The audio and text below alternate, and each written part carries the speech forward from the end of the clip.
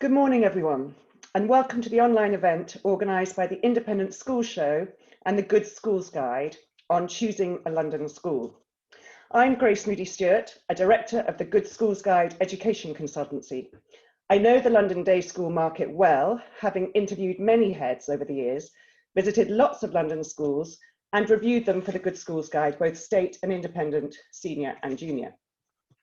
We're very fortunate to have with us today two extremely experienced and distinguished heads and principals now, and indeed both founded their own respective school and college. Mike Kirby founded Ashbourne College, a sixth form college in Kensington in 1981. Mike is Canadian. He studied aerospace engineering and statistics at the universities of Toronto and London. He's very knowledgeable about the independent sector and works with the Council for Independent Education, amongst other things. Magoo Giles has been head for 20 years now and recently moved from being head at Knightsbridge to becoming principal of Knightsbridge School. He ran Garden House in Chelsea, which is a school for 4 to 11-year-olds, before founding Knightsbridge in 2006. He needed a school for his own children, he tells me. Knightsbridge is a traditional co-ed prep school for children aged 4 to 13, but they have recently extended to 16 and now take pupils through to GCSE. With such a range of expertise spanning the whole educational journey, from reception through to A-level, we hope that all the questions you might have will be answered. We're going to start by hearing from our distinguished panellists, Magoo and Mike, who will talk for about 10 minutes each, and then we will be asking questions. Please do use the online Q&As, and I mean the online Q&As at the bottom of your screen, to ask any of your questions, and I will endeavour to put as many of them as I can. We have a generous time set aside for questions, so please don't hold back. Shall we begin then at the start of the school journey with Magoo from Knightsbridge School? Thank you, Magoo. Thank you, Grace, and good morning, everybody. Well, first of all, who am I? I mean, you've heard a little bit about me, I suppose, but I have been in the education sector for 25 years. Before that, I was in the military. I did 11 years in the military. I am a parent, a couple of children, and actually, as Grace said, I put my 2 children through my own school. So that's I do put my children where my mouth is. I did found Knightsbridge School 2006. It has a nursery and it goes through to actually 14 at the moment. Next year 15, following year 16. We've gone to GCSEs, really to try and alleviate the changes that are going on in the education system, as I will probably come to in a few minutes. I look at when I'm dealing with a parent, obviously having been a parent myself, I like to go down the Malcolm Gladwell line of 10,000 hours, but tell 10,000 nappies. So whoever I'm dealing with, I slightly sort of say to my staff, make sure you remember that you are dealing with somebody who perhaps has changed 10,000 nappies. So go easy on them. Now, I wonder who I'm talking to. I wonder if I'm talking to first-time buyers out there. Some of you, first child, help, what am I doing? Some of you sort of maybe are out of London, coming back to London from abroad or in the countryside, or maybe looking at a school at a different time, or you perhaps logged in by mistake. But if you have, I hope it's useful, or log out now. It is a very, very changing industry. As I'm sure you all know, you've got the nursery, the childcare, you've got the primary sector, the pre-prep sector. There's so many different, prep to 11, secondary, 11 to 13, common entrance, secondary to 6th form, which we're going to hear about. Charitable, non-charitable. You've got single sex, do I go co-ed? Buzzwords at the moment being mental health, diversity, key skills, scholars, new perspectives, affluent negligence, executive functioning, so many different things. Online now, entry exams, exit exams, and of course, bursaries, scholarships, so much, so many, sort of the minefield of it is amazing. So hopefully today we can touch on a few things. A lot of parents ask me the whole time, what do my kids need to know tomorrow to be able to get on, to be okay? And that's a good question. It's not like it was yesterday. I mean, we're all still human beings, but so much has come in the last 25 years since I've been in this business to when I was a soldier. And so much the technology has changed. Other questions I get asked, I want my kids to have a childhood, but I want to still get into the best school with straight A's. Can you do that? Or I'm not a pushy parent, but, well, I think we're all pushy parents in a way. We all want the best for our children, don't we? So I hope that, as I said, at the end of this session, once we've had a few questions, because the questions are, what I'm really trying to do is get everybody to ask questions. What we want to do is to make sure that you actually understand what you're going into and how best to do it.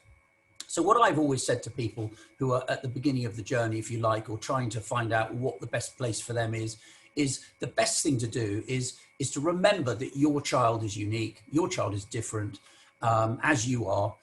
But in all the schools, the rules are the same, inspections are the same. We all get inspected, the schools, and we have an inspection regime which we have to stick to, and it is quite intense. We've just been through one this week. I'd say get a blank piece of paper out. You know, you hopefully are working, and if you are working, you know, you take your work seriously. So, but remember, this is the biggest deal in your life, your child or your children. You're only as happy as your unhappiest child.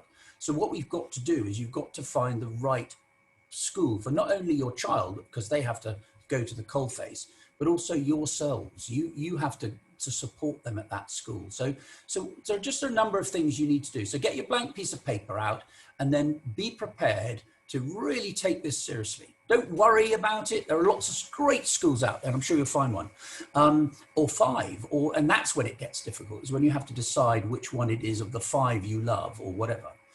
You can get somebody to hold your hand. There are lots of agencies out there, people who, and they know what they're doing. A lot of them have been in education themselves.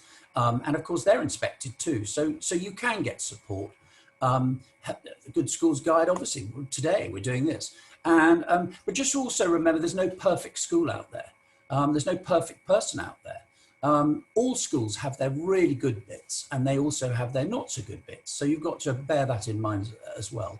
But does it suit your child, and does it suit your family?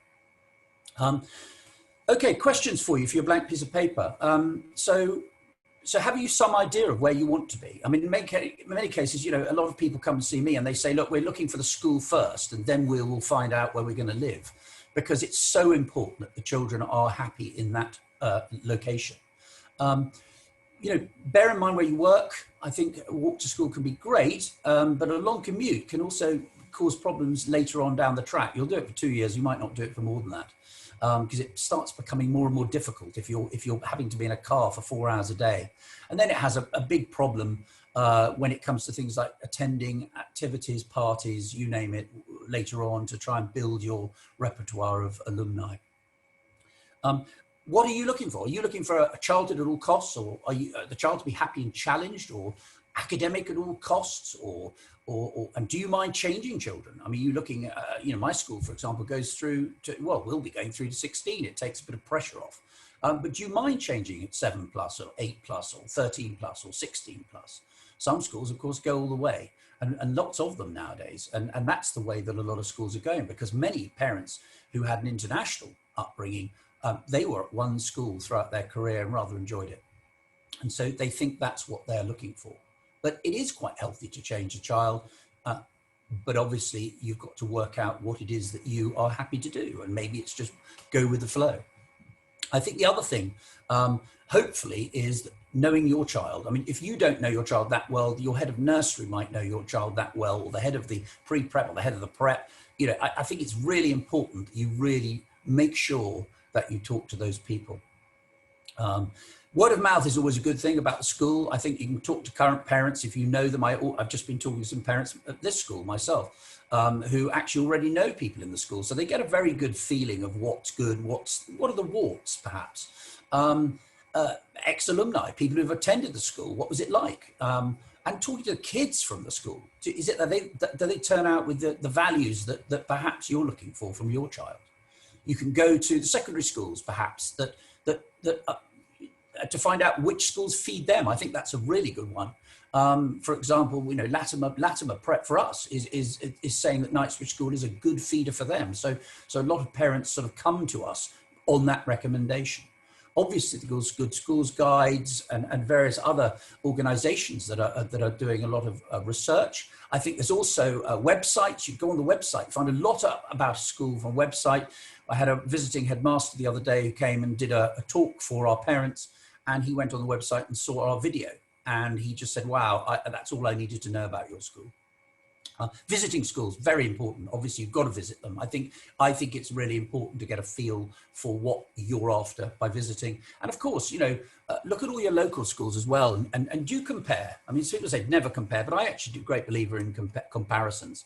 We can all learn a lot more from other schools. Private or not, or both. I mean, what I think is really important is to make sure that you get what you want deep down from it. When you're on your visit to the school, as I say, do ask the children questions. Are the children engaged? Are the teachers engaged? Are they able to look you in the eye? What is it you're looking for? Obviously, now the handshake has gone out, but the elbows, is there a bit of spark? You've got to sort of work out what it is that you're after. And of course, as I said before, talking to people about that school is really important, because, you just remember that the school 50 years ago was wonderful isn't necessarily wonderful today. I'm sure they are, but they are probably wonderful for slightly different reasons. And people change. The head that was there 50 years ago normally isn't there as I did in my school, 10 years, and then became the principal. Just to shake it up a bit and make sure that we keep going forward and are able to adapt and flex. Trust your instinct. I think that's another good thing you've got to do. As a parent, you'll know whether a school is a good fit for your family and child. And also, depending on the age of your child, I think, involve them. When they're 3, 4, difficult. But actually, when you are, a child is 8, 9, listen to what they're saying. They come home and say it was a wonderful lunch. Lunch is good. In the army, morale, food is morale, roof over your head and the people. I think the people are critical to me. I mentioned the location. I think the key thing for you to do is to make sure that you are within striking distance of the school if you can be, and that helps friendships. And of course, that's very good. And of course, you've got to decide at the beginning whether it's the co-ed or the single sex thing. If your child loves boys and girls, co-ed's pretty natural. But some children do get on with each other. So that's, in single sex. So I have nothing against them either. So it's working out, do you want a more traditional school, or do you want a modern school or more international school? It's really, really important that you on your blank piece of paper, that you are looking at so many different things. And of course, look how much change has been going on recently with schools centrally in terms of around us. We've got the likes of the Wetherby schools, the Fulham Preps, the Broadmoor Halls, the Thomases, ourselves, Eaton Square and Kew, Francis Holland, loads of schools all going all the way through. So there's a big change afoot. Lots of other things as well with COVID-19 has happened. As we all know, the goalposts seem to have changed. Online schooling is there. It's not just a test regime anymore. A lot of schools are distancing themselves from these 11 pluses and the common entrance in particular. Fear has moved from, the old days when I went to school, fear was very much the big word, the in education. And that has now moved, I believe, to the word respect, alongside a character nurturing, making sure that child really is themselves, understands who they are, so they can go out into that world as themselves. And literally sell themselves. There's obviously been an amazing language recognition, certainly in central London, where you have, we set up my school on languages. Every child does 3 languages, and that means that certainly the English-speaking children, the English, the Americans in particular, and some Australians, they suddenly are doing 3 languages alongside all the children who've come from Europe or South America or wherever, and they are already doing languages. So that's been something that's been really interesting. And of course, technology. We mentioned that at the start. It's extraordinary. So really, can I ask you to wrap up fairly soon, because I want to keep this tight. Certainly. And everything you say has driven so many questions. So if you could wrap up in the next half minute or so, that would be great. Well, so to wrap up, really, the key thing it's such a minefield. But I think the key thing I always say to people is to keep it simple. Keep it simple. make sure you have a blank piece of paper. You've got to do your research. That is critical. You can't expect someone else to do your research for you. So make sure that you are willing to go. This is, as I said earlier, your child is probably the most important thing in your life. That's why we all do everything we do for our children. So be prepared to really go to the ends of the earth to make sure you find the right school for the right child.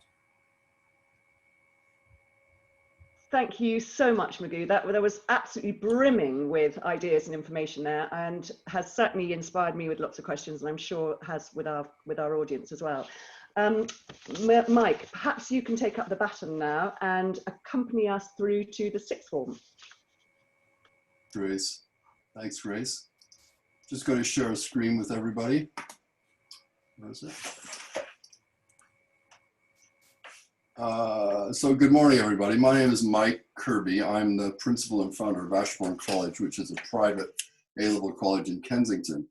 So this morning, I want to discuss two options for people who are looking to either choose a sixth form or move from their existing school to another school or college and take up a sixth form place there. So I'll deal with two principal opportunities. The first is to stay at traditional public schools or boarding schools, and the second would be to consider a college like Ashbourne, which is a private sixth form college. Okay.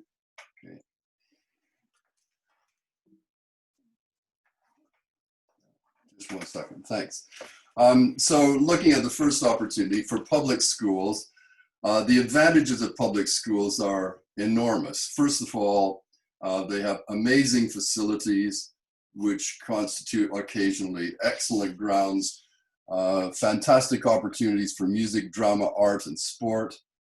Perhaps the most important thing about traditional public schools are the tradition, and tradition means friendships. So the friendships, in my experience, that students form at public school are lifelong lasting. And without stretching a point, the phrase "old boys" or "old girls" network is somewhat out of favor at the moment. But at the same time, these friendships last for life, and the people who attend public schools so often end up in influential and important positions, not only in our own society, but around the world. So the connections you make in public school, as well as the friendships, are very important.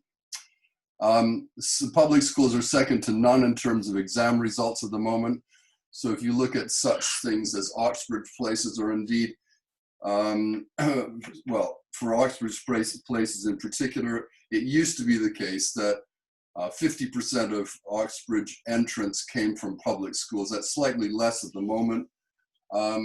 But even in terms of sporting success, so if you consider the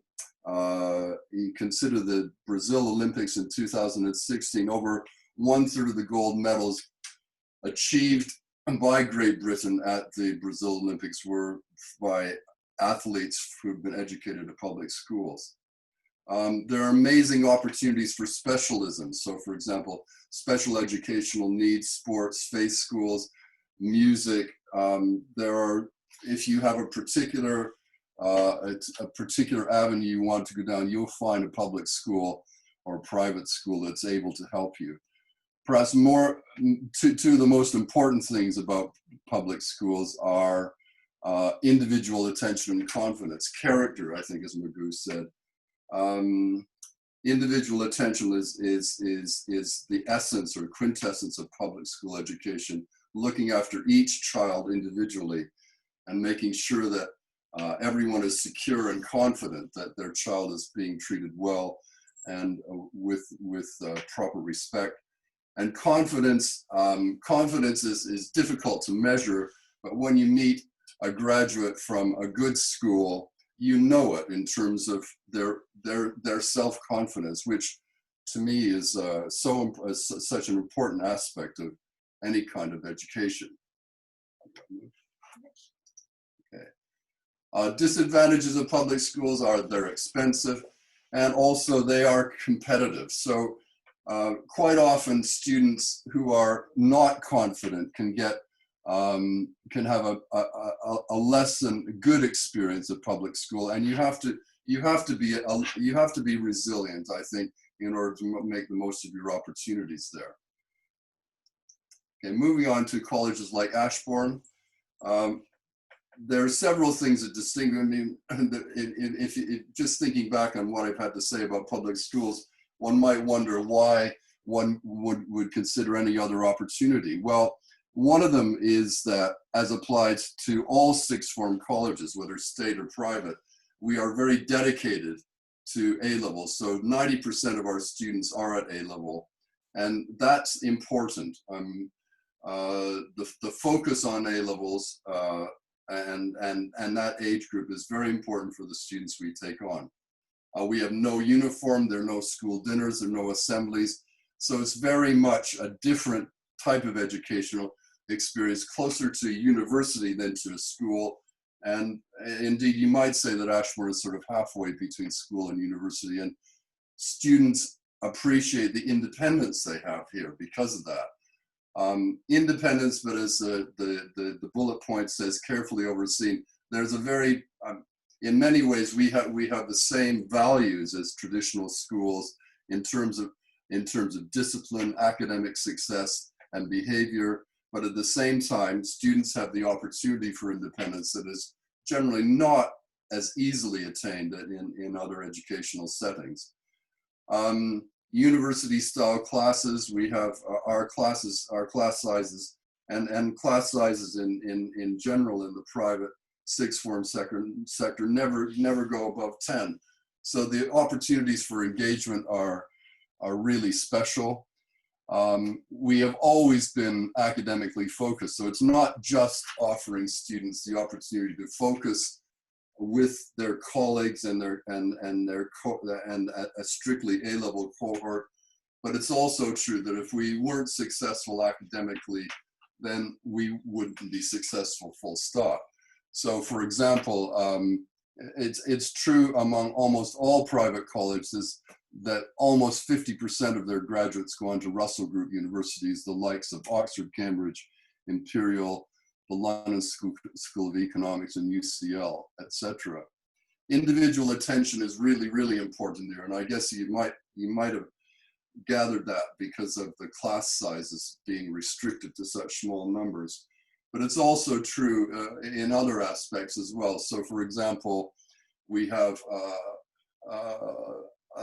an amazing support system in terms of students who do have some kind of special educational needs. So that support begins with our designated safeguarding lead, and extends to other academic aspects such as study groups, mentors, or clinics to make sure that students achieve their academic potential.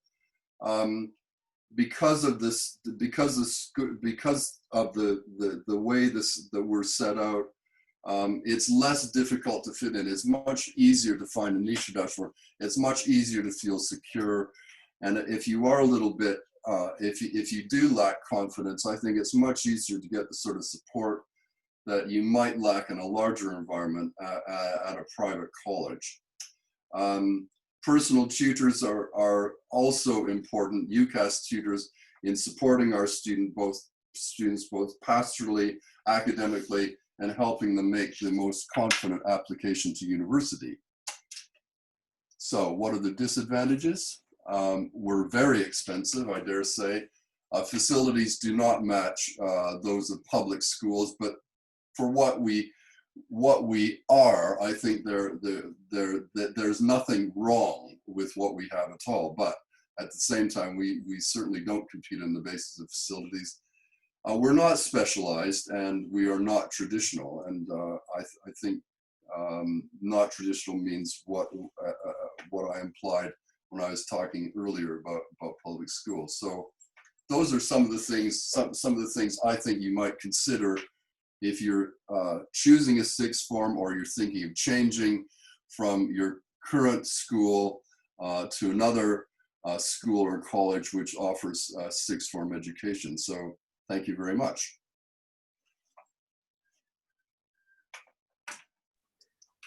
Thank you very much indeed, Mike. That was very clear and very cogent, very helpful indeed. So I'm going to kick off the Q&As now. I've got a few that have been registered before the session started, which I'll collate with some of my own. And please do feel free, everyone, to fire in the Q&As, and I'll pick up what I can. I want to go back first to Magoo and go back to the whole beginning of the process for parents. And that's how to go about thinking about how to find a school. And there are a number of questions I want you to consider. One is, you know, do you choose location? I know you talked a lot about location and being close by and so on, but do you choose the school and then find somewhere to live? Or do you find somewhere to live and then find the school? That's the first difficult conundrum. And then a second difficult conundrum is how you do the research, particularly with COVID-19 and people not being able to get on proper tours. How do you find what the essence of the school? You talked about trusting your instinct. How do you trust your instinct when you can't really get the essence of the school? You talked about speaking to alumni. How do you find those alumni? Yeah, it has thrown up a few questions, and I'm glad that it's absolutely right.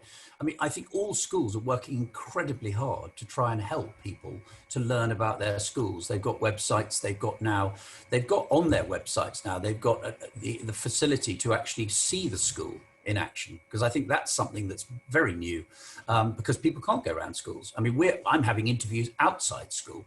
That's another thing that schools are brought in, so that people can actually meet sort of the people in charge, I suppose. And one of the big questions I get asked all the time is what you say, does it happen? Because it's very easy for the head to say, oh, this happens in my school. Does it? How do you know? And of course, it's getting the opportunity to actually speak to somebody who runs a school, or the person who's going to run the area that your child is in. Sorry. So I think that's quite an important thing. I think your first question, I think a lot of people, I think, coming from abroad will probably choose the school first and then choose the house. I think it's not easy to do if you've already got your house to sort of try and move, and So I would say if you can go local, you do. I think website. I think word of mouth is obviously the best in my view, but I think now people are having to go further and further afield. So I think it's just using all these wonderful organizations that actually are writing up these schools all the time, the Good Schools Guides. I mean, you've got Tatler, you've got so many different organizations and websites that you can go on, type in schools and go and have a look. You can find it. It's at your fingertips, but you've got to make the effort. That's the difficulty. Yeah, thank you. Thanks very much. Mike, for the sixth form applications, I mean, obviously, Ashbourne is a particular kind of sixth form. It's a private sixth form, as you've described in your presentation. Would it be sensible for parents to apply to a number of different organised? I think there are probably 3 or 4 other sixth form of the kind that you are in London. Should they apply to all 3 or 4, or should is it like the 11+ when you have to apply for a whole stream of schools? In general, Grace, no. There are a couple of reasons for that. First of all, I don't think, especially now, any of us are operating at capacity. And the second is because, for example, although I didn't stress this when I was talking to you, a lot of parents look for opportunities after the A-level and GCSE results come out. So in fact, if we were full, if we dealt with applications in a traditional way, we would sort of cut off one of the important reasons for our existence. So the third thing I would say is that we're extremely flexible. So to give you an example, with some of you may know that there are opportunities for students who are unhappy with their results from the previous year to retake their results this October. And we already have 2 students who are going to join us after those exam results, and some will join after they get the results in December. Do you see what I mean? So, yeah. I mean, that's really an important distinction between private sixth form colleges and traditional schools, is this kind of continuous flow of students that arrives throughout the year. Yeah, that's very encouraging, and so very helpful as a sort of, safety net to some extent. Yes, that's right. So I've got a question which I think is really material here, because both of you have talked about, the differences between the private sector or the big public schools and your sixth form colleges. Magoo talked about, how schools are all different and you've got to find the right one for your child. how, I mean, it's all very well for all of us who are in this business, because we can see how children fit and the educational world. But when you're a parent, perhaps with their first child, what sort of questions do you ask when you go around a school or you speak to someone like you both? You know, how do you ascertain whether it's the right fit for their child? I'll take that one. Oh, sorry, I should direct that. Yes, I'll start with Magoo. I was looking at you both, thinking which one's eager to get that. No, I think it's ask, you know, I said it earlier, ask the children, ask the teachers. I think ask the questions that really matter to you. You know, ask a child, you know, what do you love about this school? Ask a teacher, what do you love about this school? What you want to get, I wanted to get out of a school was I wanted everybody to be enthusiastic about what they do. They love what they do, love the kids they work with. I mean, it's very difficult to keep that going after a certain number of years without change. So I think it's really important to go in and what are you looking for? Ask how many children change perhaps in each year group every year. What you're really wanting to ascertain is what I pick up what Mike said. You know, you make friends for life in a lot of these schools, and I think it's really, really important. You don't want a complete change every year. But actually, Magoo's talking about it's sort of a people thing, really. It's the sort of characters that are in the institution. Mike, would you agree with that? Is it a kind of people thing that ultimately is a test for whether your child fits the school or not? Is it to do with the personality? Yeah. I mean, who would dispute that? I mean, it's very difficult to sort of judge that, I think, as a parent when you're visiting the school for the first time. But in general, if I dare say, you must meet the head. If you don't meet anybody else, you should meet the head, because the head will the head will signal the type of school you're dealing with. But Magoo's also right. Can I pause you there just 1 minute, because you're both principals, having been heads, so you've both got heads in place. Should they meet you as principals, or should they meet the head, or should they meet both? I would say both, or one or the other is fine, but you must get an idea of the kind of the spirit, the ethos behind the school, and that you can't get that unless you meet the head. I don't know what Magoo thinks. No, I totally agree. I think both is best, but obviously you know, you're not always there. You're not always, but it's lovely to meet the people who are running, are basically pulling the strings of the school. As Mike said, you know, I happen to write the ethos for my school anyway. So it's a document that sort of we expect not just the children to follow, but the staff and the parents. So it's quite important that they do meet either myself or Shona, who's my head. At Knightsbridge, because we are the ones, as Mike said, who conduct the orchestra, and are choosing the staff who come in to actually do that for us. That's really helpful. That's what I say to all parents. It's very encouraging to hear that principals are confirming. Right, now getting to the nitty gritty, and this is for Magoo, because this is nitty gritty and it's a bit technical, but I think all the parents I advise, they all have this sense of, you know, this registration date, these waiting lists, you know, the pressure of starting off the journey in a London school environment where it's so competitive and so many people wanting places and not enough places, it feels like, to go around. What do you say about that? Do you think that registration date, you know, is there any flexibility at all? Because so many parents have missed it. You know, their child's 6 months and they think, how can I have missed it when my child's 6 months or 2 years or whatever, and they're not even going to start school for another 2 years? Is there any flexibility, do you think, in the system, or do you think there's a really good reason for those very tight deadlines? I think every school wants you to think that they're full. And I think Mike said it earlier, you know, I think it's a great market at the moment for people with children. There are a lot of great schools now. They're all inspected. And I think, no, the answer is, I think most schools are having to be open all the time now, because you do get people who drop out or change. And therefore there are waiting lists, but there are also moments when you come in and you can find places. So I would say to everybody, don't ever give up. Keep going. If you want a specific school, keep going for it. Obviously, there are 1 or 2 schools that perhaps will, as I said, say no. If they say no, they probably mean no.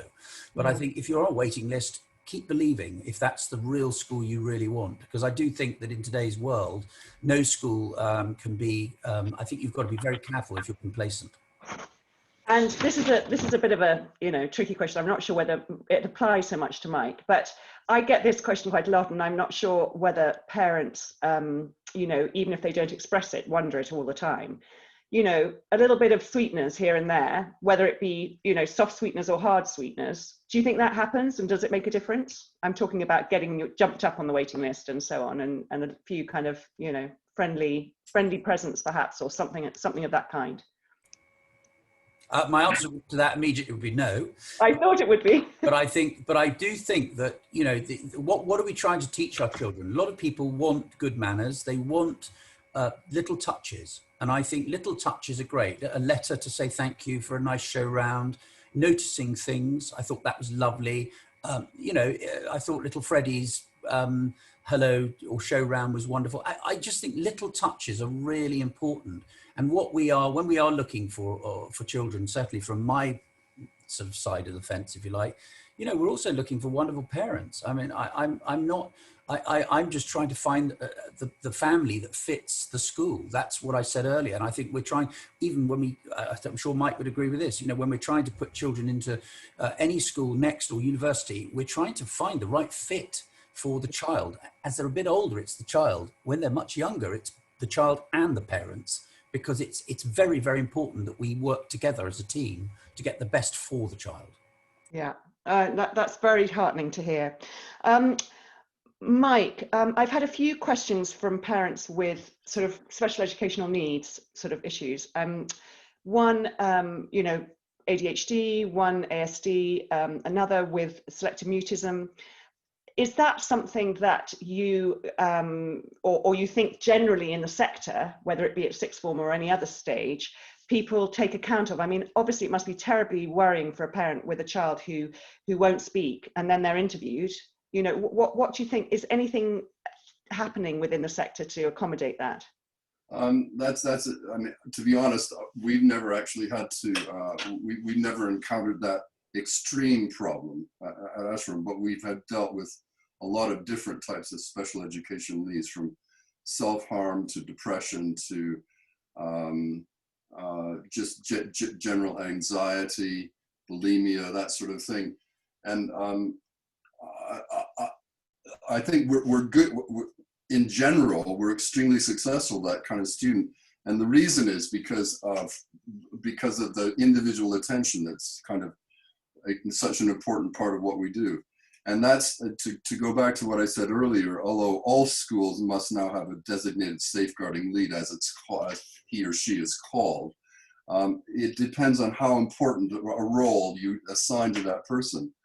And certainly for us, we have so many, we have to take it so seriously, not least of which because of students and parents who want to take advantage of what are called access arrangements for exams.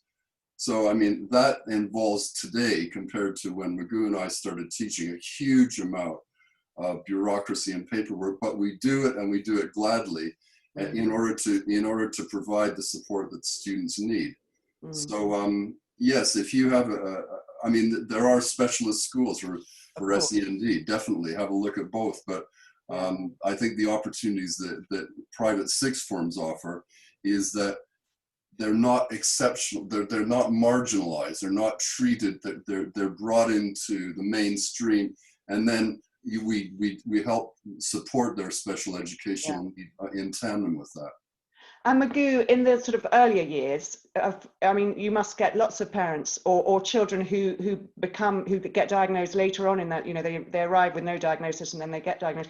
Do you feel that the sector as a whole, and Knightsbridge in particular, are supportive and helpful in that situation for example, ASD and ADHD diagnoses? Yes, I mean, you've taken a child in.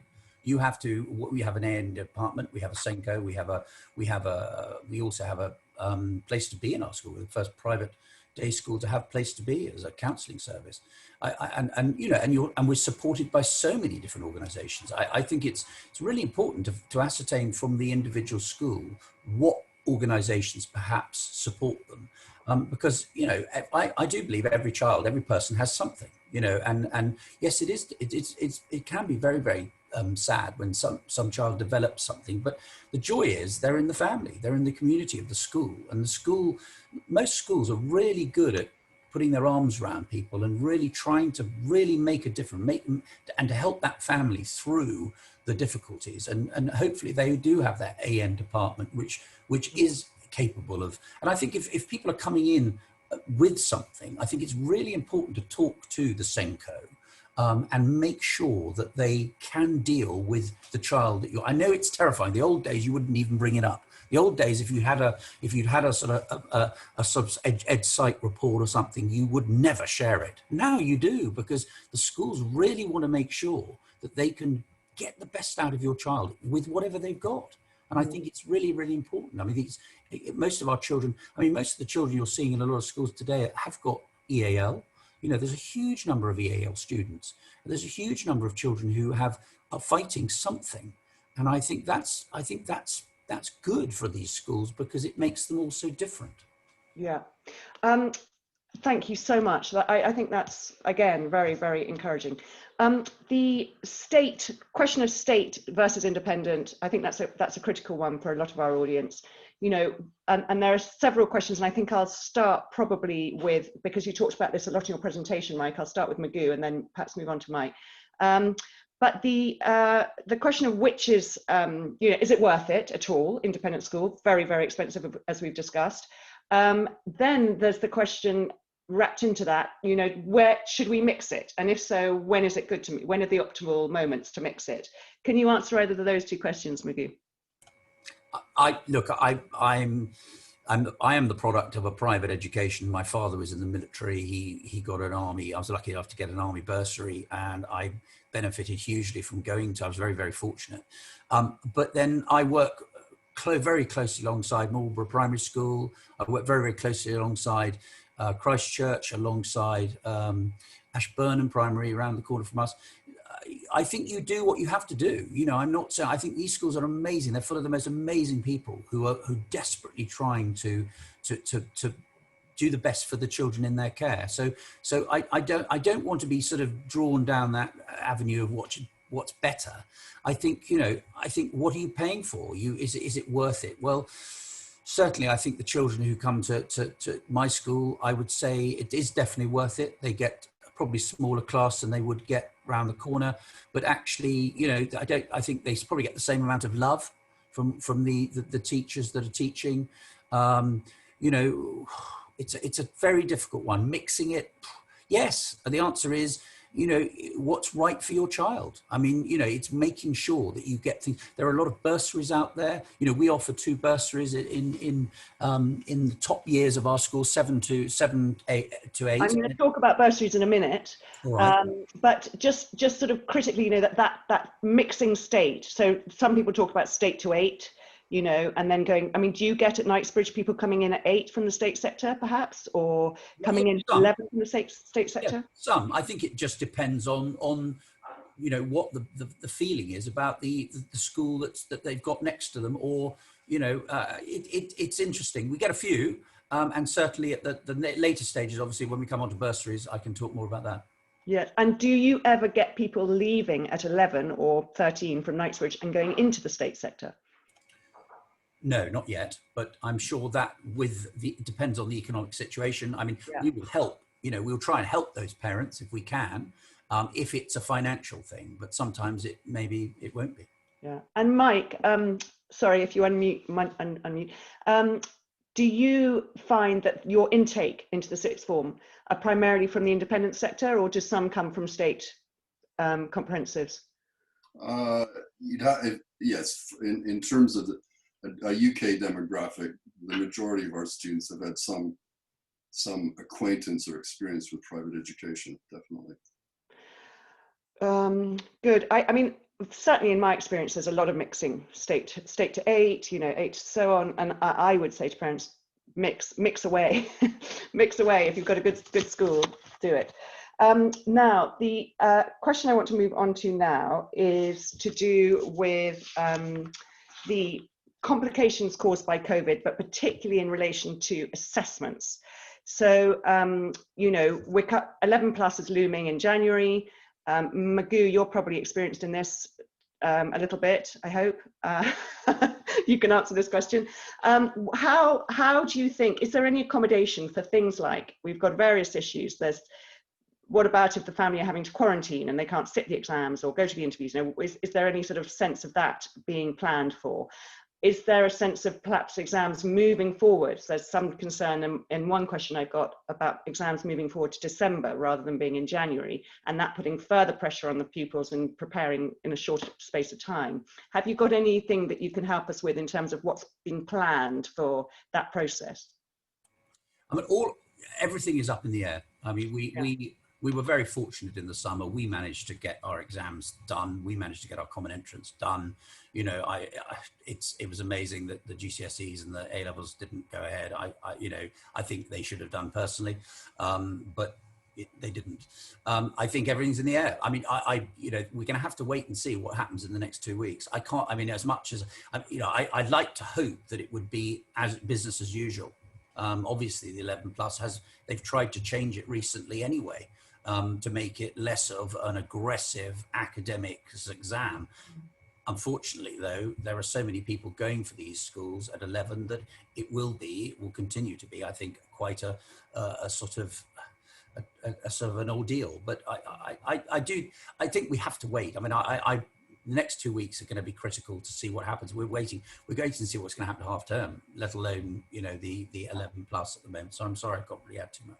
No, that's fine. Mike, do you have a sense with your kind of admissions process that it's sort of up in the air, or are you just rolling along like you tend to do? That's your tactic anyway. Does it not affect you? Well, in fact, we have a big advantage over the state system to the extent that we made the transition to online education very quickly, so that there was minimal disruption in terms of dealing with lockdown and then the summer term last year, so that we're probably okay in terms of where we are with the syllabus and preparing for this year's exams. Whereas I think a lot of the state schools they missed one term of teaching.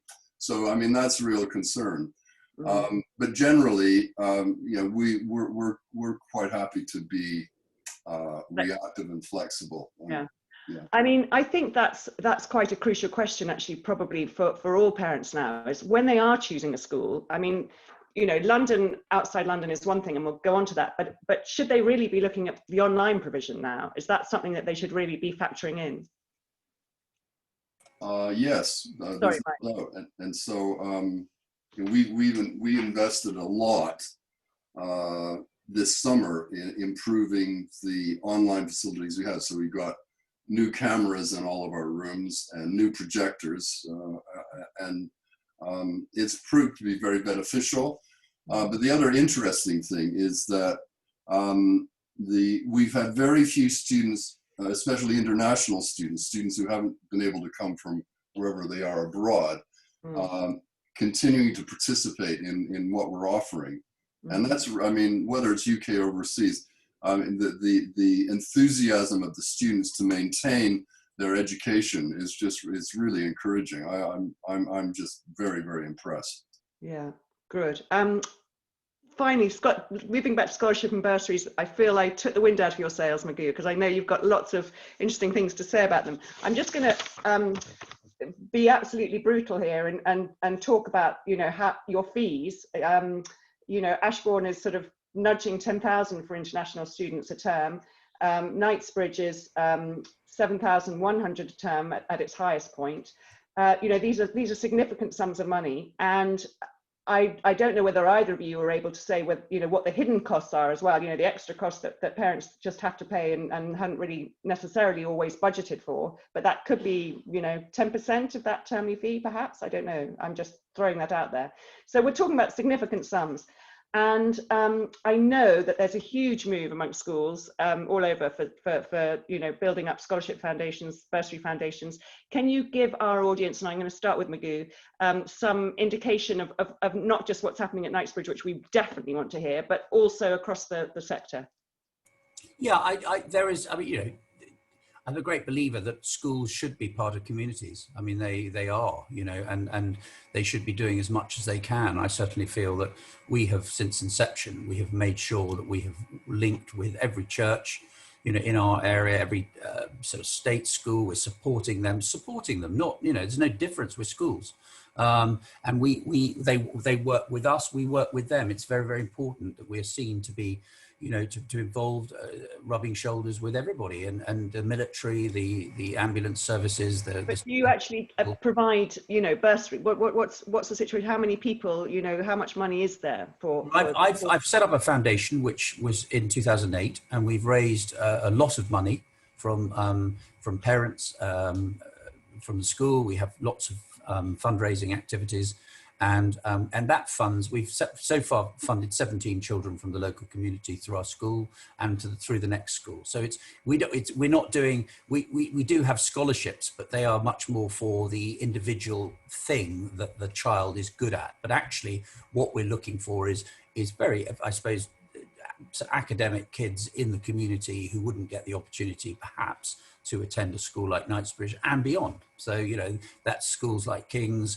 schools like Bedford, schools like Shrewsbury, going to Charterhouse, going to King's Whitley, going to St Catherine's, going to Uppingham, lots of schools that perhaps, you know, to 18, which opens the doors for those children. And I think that's boys and girls, and I think that's wonderful. I think we are part of very much an organisation which links together, and we very much, you know, there's almost a tube map of it, where, you know, lots of schools like Latham and St Paul's and Francis Holland and various other schools within London, you know, they map how many bursaries and it's growing, as you were saying. I think it's really, really important that all the schools are doing something, or a lot, especially when everybody is hurting so much. And on the fees, I do think that the fees we're in Knightsbridge. I mean, it's incredibly expensive to rent the buildings, to, you know, St Columba's Church. We support the church there. We rent that. We support St Saviour's Church. Facilities are very expensive centrally.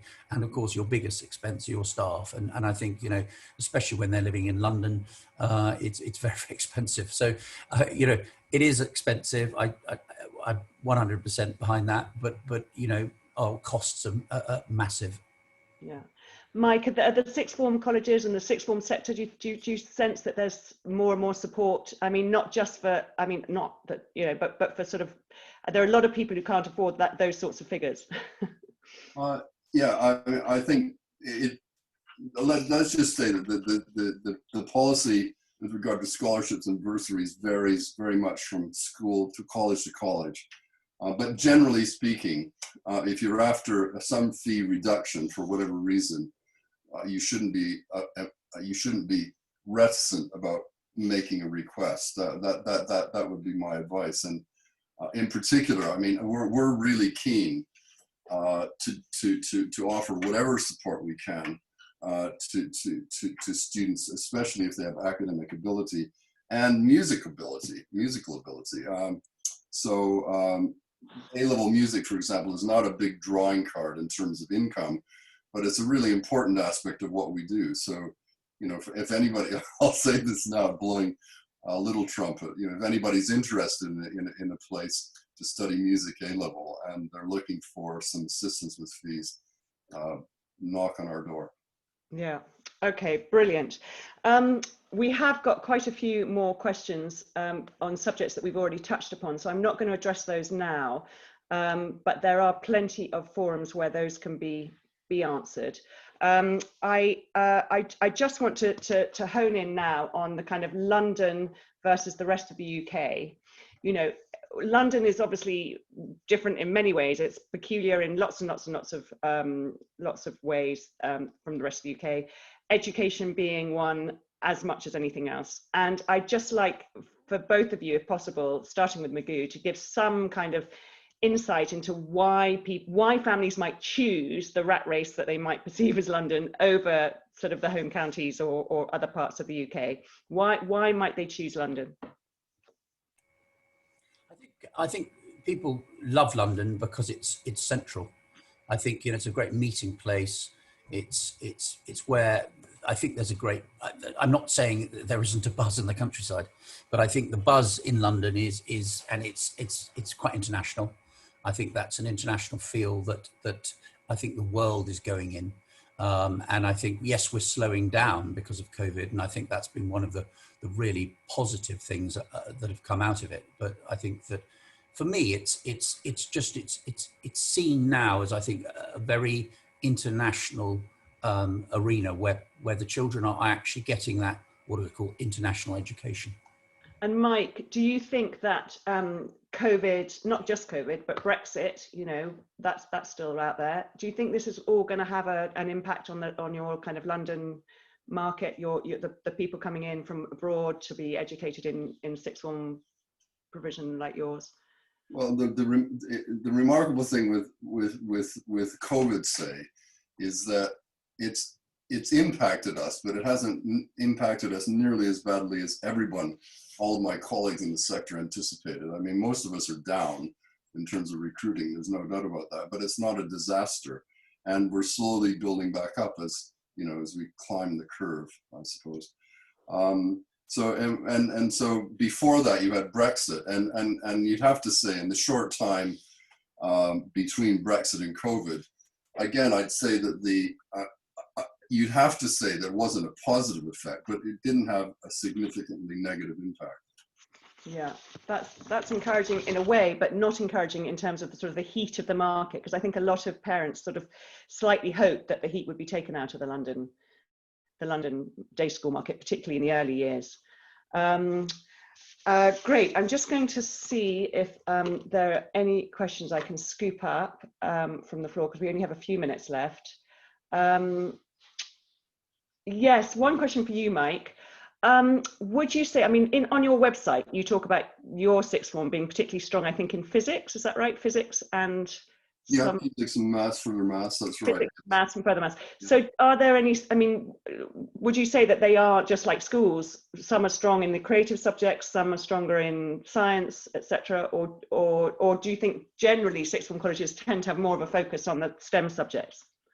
I think we don't actively recruit as a specialist college in maths or sciences, and indeed economics. That's where we started many years ago, but we don't do it anymore. And it's I mean, to be honest, it's a bit scary, because I realize, I mean, by far and away, almost 50% of the students at Ashbourne study maths in one way or another. But we don't. That's not the way we bill ourselves. We're a broadly based college, so I just mentioned how important music is to us, and perhaps that's an error. But the reason we have a lot of mathematicians is because there's a huge demand for mathematics. That's yeah, the way that's simple fact. Okay, well, I'm going to start to wrap it up now. Thank you both very much indeed for really invaluable insights. I've really enjoyed talking to you both. I hope, and I'm sure the audience have as well. Just a little plug for the Good Schools Guide, and I know there are many questions out there which we can answer, and if you are stuck about how to do your research, the Good Schools Guide website is really helpful on a number of issues, including special educational needs and scholarships and bursaries. So please do visit our site if you need to. We also publish books, remember them, and that is an example of one of our London guides. We have a London Guide South and a London Guide North, so please do use those if you need to. But really the most important thing is to thank you, Mike, thank you, Magoo, and thank you, the Independent School Show, for organising this. And hope to see you all soon. I'm just going to tell you when the next forum is, which is next Wednesday, and it's about boarding prep schools, a whistle-stop tour of 8 of the UK's leading schools, and that's on the 7th of October at 10:30. So thank you very much. Great. Thank you, Grace. Bye, everyone. Everybody. Grace. Bye. Thank you, Magoo. Thank you.